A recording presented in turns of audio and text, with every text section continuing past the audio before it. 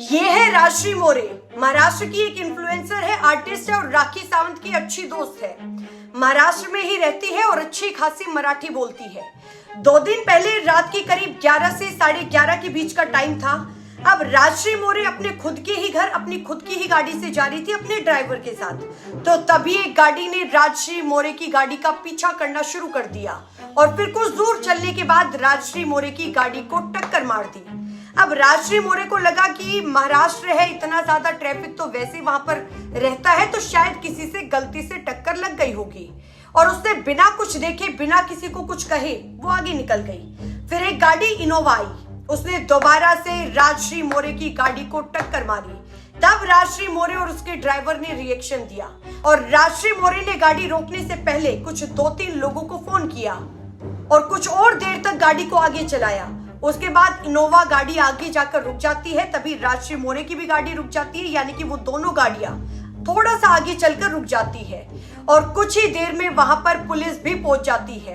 अब जब इनोवा गाड़ी का दरवाजा खुलता है तो एंट्री होती है राहिल शेख की। राहिल शेख कौन है? Son of Javed Shaikh. अब जावेद शेख कौन है? एमएनएस के एक नेता है।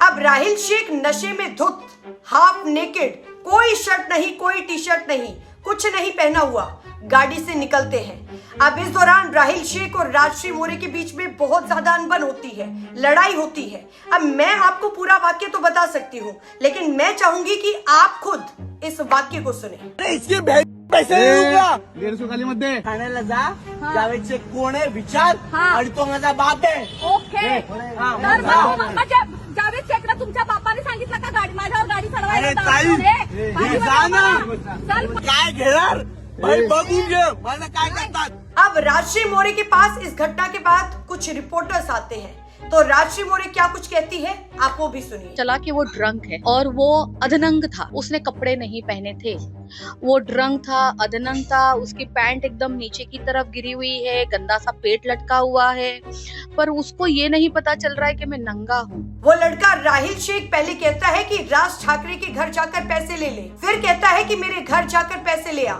फिर कहता है कि मेरे बाप के घर जाकर पैसे ले ले तू वहां पर जाकर पूछ कि जावेद शेख कौन है। बहुत देर तक अनाप शनाप बातें करता है, यानी कि पूरा मैटर सिर्फ इतना ही था। अब इस पूरे मामले में निशिकांत दुबे की एंट्री हो गई। अब निशिकांत दुबे का कहना है कि तुम बिहार आकर दिखाओ, तुम्हें पटक पटक के मारेंगे तुम लोगों को। अब निशिकांत दुबे वाली बात पर मैं थोड़ी देर बाद आऊंगी, लेकिन पहले आपको ये पता होना चाहिए कि एमएनएस के राष्ट्रीय अध्यक्ष है राज ठाकरे। राज ठाकरे बिहार तो छोड़ ही दीजिए, यूपी भी नहीं जा सकते हैं। क्यों नहीं जा सकते हैं?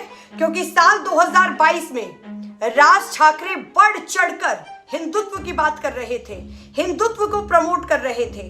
तो राज ठाकरे ने कहा था कि मैं अयोध्या दर्शन के लिए आऊंगा, और उस समय पर ब्रजभूषण शरण सिंह ने सिर्फ एक ही बात कही थी राज ठाकरे को कि तूने अगर अपनी माँ का दूध पिया है तो तू अयोध्या आकर दिखा। आप लोगों को मजाक लगेगा तो आप लोग ये देख लीजिए। नहीं आ सकते, नहीं आ सकते, नहीं आ सकते, कोई माई का लाल पैदा नहीं हुआ जो राज ठाकरे को यहाँ ले आवे। आपसे कहा है क्या? बस जब तक वो उत्तर भारतीयों से माफी नहीं मांगते अपने किए गए पुराने पाप का, तब तक अयोध्या में छोड़ दीजिए, वो उत्तर प्रदेश, झारखंड, बिहार, दिल्ली कहीं कदम नहीं रख पाएंगे, छत्तीसगढ़ कदम नहीं रख पाएंगे। राज ठाकरे ने अपना अयोध्या आने का प्लान भी कैंसिल कर दिया था। अब इसे आप लोग डर कह लीजिए या फिर कुछ भी कह लीजिए, लेकिन वो वहां पर नहीं गए। अब वापस आते हैं निशिकांत दुबे की बात पर। तो निशिकांत दुबे को ये नहीं कहना चाहिए था कि तू बिहार आकर दिखा, नहीं, ये बिल्कुल ही गलत था।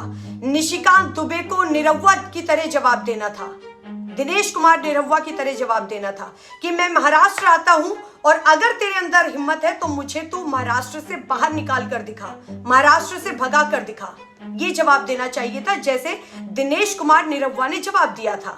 अब देखिए उद्धव ठाकरे की बात पर आते हैं। उद्धव ठाकरे ने राज ठाकरे की बात में आकर बहुत ज्यादा हवाई बातें तो कर दी।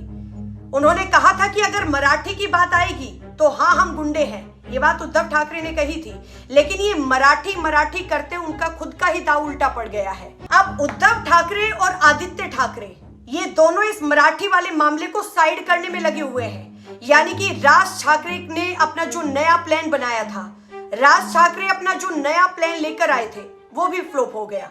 पहले वो साल 2022 में हिंदुत्व वाला प्लान लेकर आए थे और अब वो मराठी वाला प्लान लेकर आए थे। राज ठाकरे का हिंदुत्व का कार्ड नहीं चल सका क्योंकि उन्हें पता था कि भारतीय जनता पार्टी में वैसे ही पहले ही हाउसफुल है, तो उनकी वहां पर कोई एंट्री नहीं होगी और ना ही उन्हें कोई जगह मिलेगी।